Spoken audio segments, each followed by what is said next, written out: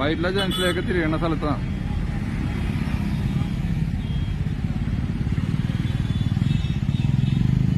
Private ബസ്സിന്റെ പുറകില് school bus ഇരുത്തി, അതിന്റെ പുറകില് പ്രൈവറ്റ് ബസ് വന്നിരിക്കും.